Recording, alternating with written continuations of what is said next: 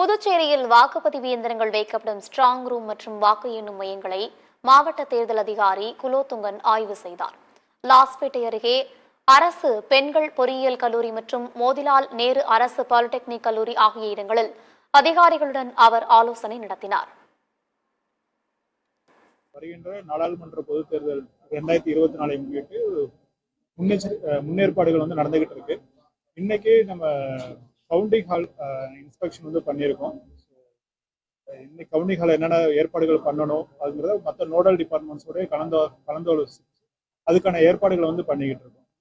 தேர்தலுக்கான ட்ரைனிங் எல்லாமே ஷெடியூலாக போயிட்டு இருக்கு. ஸோ எல்லா polling personnels, MCC teams, FST team, அதுக்கான ஒவ்வொரு டீமுக்கான ட்ரைனிங் ஷெடியூல் பண்ணி நடந்துகிட்டு இருக்கு.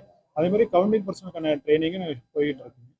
ஸோ இன்னைக்கு கவுண்டிங் சென்டருக்குள்ளார என்னென்ன ஃபெசிலிட்டிஸ் அரேஞ்ச் பண்ணுங்கிறத மற்ற ஒவ்வொரு நோடல் டிபார்ட்மெண்ட்டையும் கூட்டி பிடபிள்யூடி, எலக்ட்ரிசிட்டி, ஃபயர், போலீஸ், இதுக்கு என்னென்ன ஒவ்வொரு டிபார்ட்மெண்ட்டும் அவங்களோட என்னென்ன வேலைகள் அவங்க பண்ணணுங்கிறத அவங்க ஒவ்வொரு சொல்லியிருக்கோம். ஸோ அந்த ஒர்க்ஸ் அவங்க நாளைக்கு இல்லை நாளான்னையிலேருந்து ஸ்டார்ட் பண்ணிடுவாங்க.